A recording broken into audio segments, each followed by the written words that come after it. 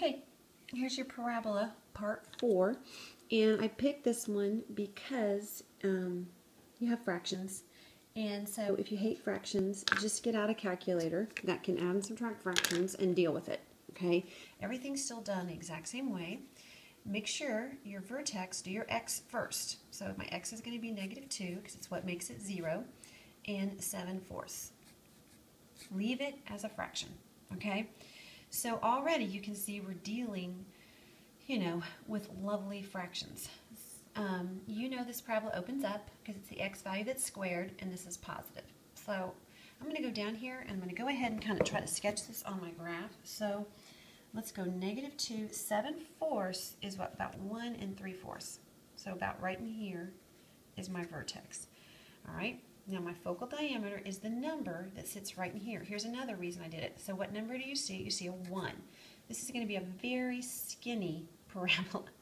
Your P, oh my goodness, remember take the number right out in front of here and set it equal to 4P. Divide both sides by 4 because we're solving, and you can see P is 1/4. That's the distance you are going to move, okay? Now, I actually think I'm going to do this one right here because I'm going to space these out just a little bit more, okay? Since and I'm looking through my screen, so it's stinking messy. Okay, so here's -2, and then I said, what, 1 3/4, about right here. Okay, now you're going to have to go up 1/4. That's what this is saying. This is the distance you move from the vertex to get to the focus. Since I'm going up 1/4, that's affecting this y value by 1/4. Okay, so think about it. I'm adding 1/4. Now do this in your calculator or do it in your head, but hopefully you can see that's 8/4, which is 2. So I'm going to end up at the point -2, 2. Okay, how did I get that? I added 1/4 to that because I'm going up. Now I'm going to go down 1/4, okay, to find my directrix. I know my directrix is right here. I know this distance is 1/4. So basically, I'm going to subtract 1/4 from this. Think about this. 7/4 minus 1/4 is 6/4, which, by the way, is the same thing as 3/2. So it's running through here. It's hitting the y-axis at 3/2. Okay, and just a minute here. My papers are getting all yucky. Okay, so that's probably the easiest way to do this one. Your axis of symmetry is going to run through this right here, going perpendicular. It's going to go right through your vertex and your focus. Notice that they're both at -2. Okay, so it's going to go through the line x equals -2. Your endpoints of your lattice rectum. Okay, well, let me see if I can find right here. This right here, hopefully, was my vertex, and I knew it was pointing up like this, okay? I know this width right here is only 1, okay? This whole width right here is 1 because of that value right here. That means I had to go over 1/2 from your focus.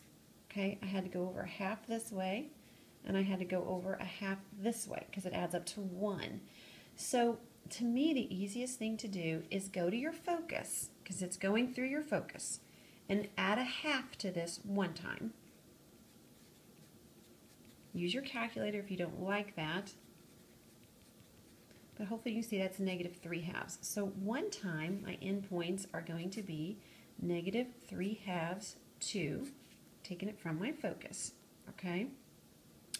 And then the other time, notice I added 1/2 one time. Now I'm going to subtract 1/2. So again, if you hate that, use your calculator, but hopefully you can see that's -5/2. So my other point is -5/2, 2.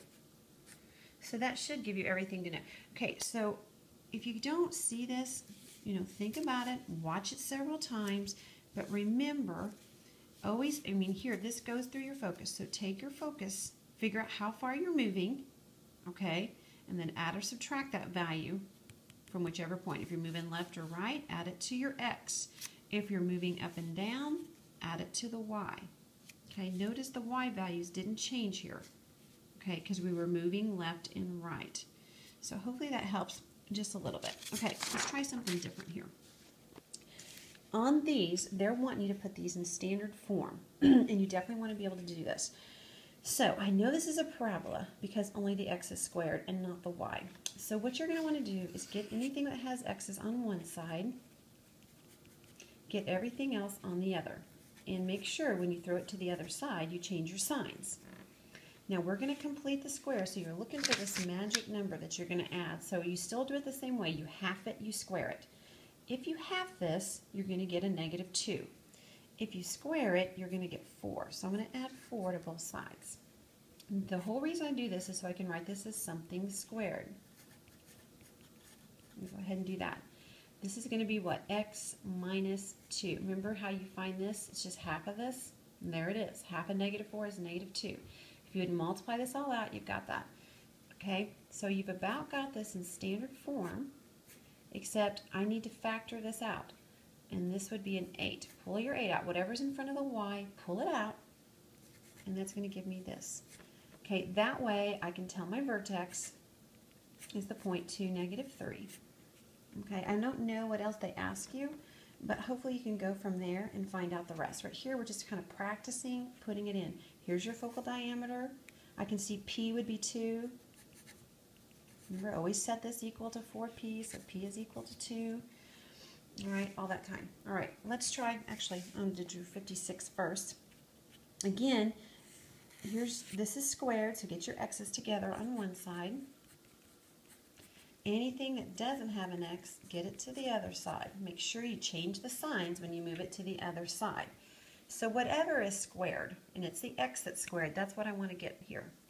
Now when you complete the square, remember this has to be a 1, so I'm going to factor out a 4, like this, before I find this magic number. Now I did this one because you get a fraction, and I notice on your homework you get a lot of fractions.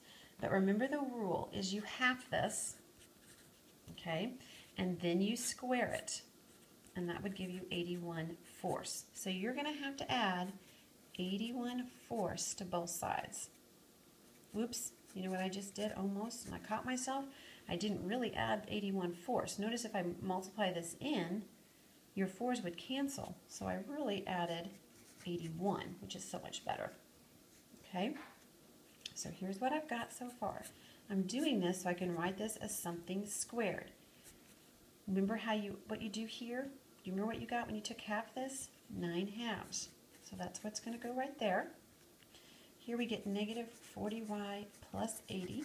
Right there, combine those. This needs to be a 1, so divide everything by 4.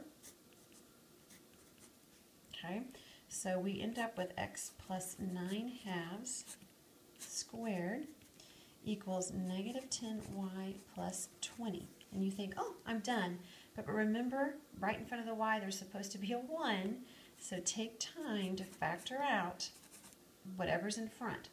Okay, so I'm going to factor out a -10. Watch your signs. That's going to change the sign because a -10 times a -2 is what gets that 20.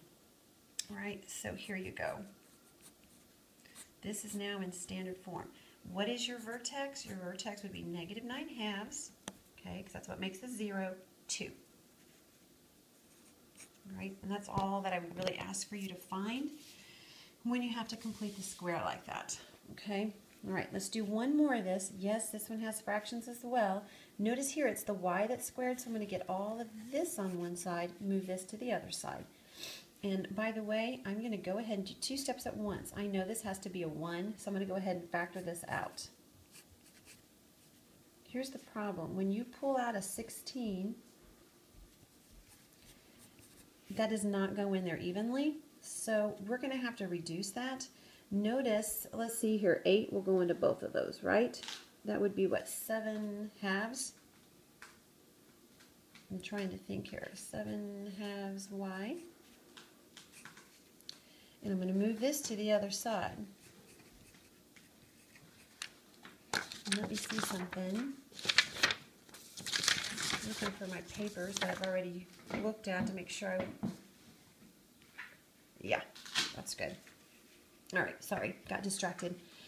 All right, so now We're ready to find that magic term, and I did this one because I know it's a little harder. Remember, you take this term and you find half of it.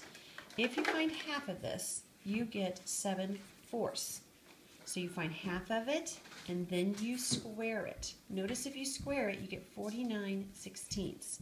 So I'm going to put 49/16 right there. But realize when you multiply this in here, do you see how those 16s will cancel? So you're really only adding 49. So what do you have here? Yeah, it's ugly. Remember what you put right here when you're getting ready to square this? It's whatever you got when you took half of it. When you got half of it, do you remember you got 7/4? So that goes right there. This is going to give me 16x. What do you get when you add that right there? You get, what is it, 32? Hopefully I added that right. Remember, you're almost there, but you need to divide everything by 16. Okay, because this has to be a 1. So I have y minus 7/4 squared equals x plus 2, which is kind of nice. That's already a 1, so I don't have to do anything else. So what is your vertex? Be careful. Do your x value first. It looks like a -2, and then 7/4. And there you go. This would be your equation in standard form.